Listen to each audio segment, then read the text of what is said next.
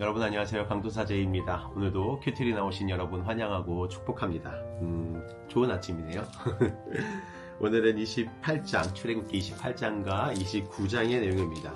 전체적인 내용을 보면 대부분이 제사장에 대한 이야기가 나옵니다. 여러분, 제사장이 누군가요? 하나님과 인간 사이에 두 명의 특별한 하나님의 사람들이 있습니다.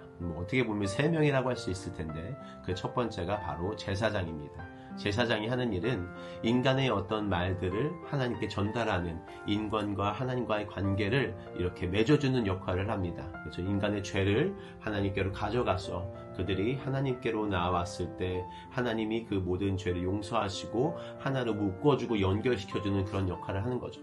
두 번째는 선지자입니다. 선지자는 반대로 하나님의 말씀을 사람이 받아서 그것을 사람들에게 전해주는, 그런 위에서부터 아래로 내려오는 그런 방향이 선지자가 하는 일입니다.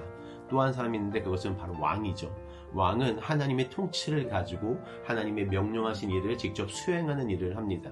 이렇게 세 가지 특별한 역할들이 있는데 그 역할 중에 오늘 제사장의 내용을 보는 겁니다.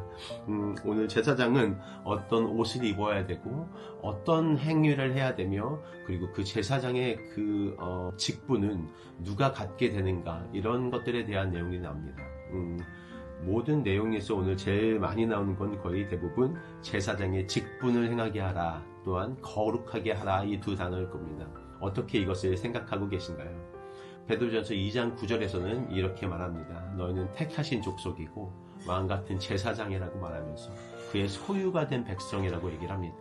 무슨 뜻이냐면 이제 하나님은 우리 모든 사람을 제사장으로 불러주셨다는 겁니다. 옛날에는 특별한 어떤 사람만 제사장으로 부름받아서 그 일을 감당했지만 지금 우리는 우리가 기도하는 어떠한 사람, 우리가 하나님께 중보하며 나아가는 그 사람을 위해서 우리가 하나님께 간구할 수 있는 사람, 우리가 하나님과 사람의 중재자가 될 수 있는 그런 역할을 우리 모두에게 주셨다는 것이고, 거기에 반하여 또한 하나님의 그 명령을 수행할 수 있는 하나님의 왕 같은 사람으로 만들어 주셨으며 하나님의 소유가 되었다고 이야기합니다. 그것은 이제 구약과 신약의 다른 점을 이야기하는데요. 그렇기 때문에 지금 이 시대를 살아가는 여러분은 너무나 하나님의 중요한 왕같은 제사장이라는 겁니다. 여러분, 여러분이 기도하실 때 그 기도가 하나님께 상달되어지고 그 기도로 말미암아 하나님은 인간을 용서하시고 하나님께 다시 나아가서 그의 소유가 되는 그런 일들을 하나님은 우리를 통해서 하고 계신다는 겁니다. 그래서 여러분이 여러분의 제사장의 직분을 해나가셔야 하는 겁니다. 우리가 무슨 그런 사람이냐, 우리가 무슨 능력이 있느냐 하지만 하나님이 우리를 바라보셨을 때 내가 하나님의 백성이라면 내가 하나님께 내 편지를 드릴 수 있는 거죠. 하나님, 이 사람을 위해 기도합니다. 하나님, 내가 기도하는 이 모든 것이 하나님께 온전히 상대되어지기를 원합니다 라고 말하면서 나아가는 것, 그것이 하나님께서 우리에게 원하시는 방법이고 그것이 제사장의 역할인 것입니다. 오늘 하루가 여러분에게 제사장으로서의 삶을 살 수 있게 되는, 누군가를 위해 하나님께 간구할 수 있는 그런 하루가 되기를 기도합니다. 두 번째는 이 직분이 위임이 가능하다는 겁니다. 이게 모세에게 그 역할이 먼저 있었다면 모세가 아론과 그의 아들들에게 이 제사장 직분을 위임합니다. 이게 참 하나님의 또 기가 막힌 방법인 것 같아요. 우리만 아니라 하나님을 모르던 사람들, 하나님, 우리가 기도하고 예배하고 했었을 때 우리의 이 하나님의 제사장의 직분이 다른 사람에게도 갈 수 있다. 그렇기 때문에 하나님을 모르던 사람들이 하나님 앞에 나와서 예배하고 기도하고 우리가 함께 이 모든 일들을 해나갔을 때 하나님이 그를 바라보면서 그도 역시 나의 왕 같은 제사장이며 나의 소유된 백성이다라고 말씀해 주시는 거죠. 어떤 한 사람으로 말미암아 그 하나님의 역할들이 계속해서 퍼져나갈 수 있다는 것, 이것이 하나님 나라의 너무나 귀한 원리이고 섭리인 것을 우리가 생각했을 때 여러분, 어떤 사람을 여러분 마음속에 두고 있습니까? 그 사람을 위해서 기도하시고 그 사람이 결국 하나님의 일들을 할 수 있기까지 여러분이 제자들을 삼는 그런 일들이 있었으면 더 좋겠다는 생각이 들었습니다. 마지막으로는 제가 29장 마지막에 매일 드리는 번제가 제 마음에 들었습니다. 여러분, 하나님께 성막이 지어지면 예배는 계속되어지는 겁니다. 불이 꺼지지 않는 것처럼 예배도 계속되어지는 겁니다. 내가 거기서 너희와 만나고, 42절에 보면 늘 드리는 예배라고 있습니다. 늘 드리는 번제다. 그래서 내가 그곳에서 너를 만날 거야.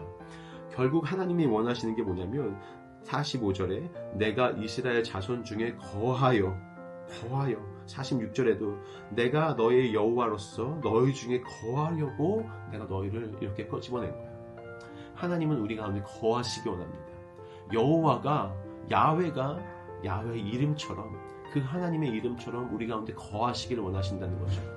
그러니까 여러분 매일 드리는 예배가 우리에게 얼마나 중요한지를 여기서 말씀해주고 있습니다. 여러분 하루의 예배가 여러분이 드려지는 이 예배가 하나님의 거하시게 되는 그 처소가 되는 것이고 여러분이 마음 먹고 오늘 하루 내가 하나님께 예배하겠다 이러실 때 하나님의 임재가 여러분 가운데 임하셨을 때 하나님이 하나님으로서의 그 본래의 속성 여호와 야훼의 속성이 여러분의 삶 가운데 이어지는 겁니다.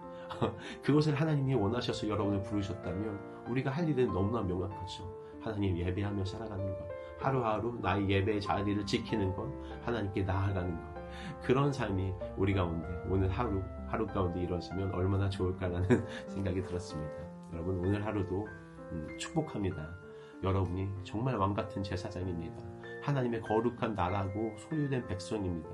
그 역할들을 여러분이 해나가시기를 기도하고 또 하나님께 드려지는 그 예배, 끊어지지 않는 예배가 그 다윗의 장막처럼 매일마다 드려지는 그 예배가 여러분에게 온전히 드려지기를 오늘도 기도하고 축복합니다. 감사합니다.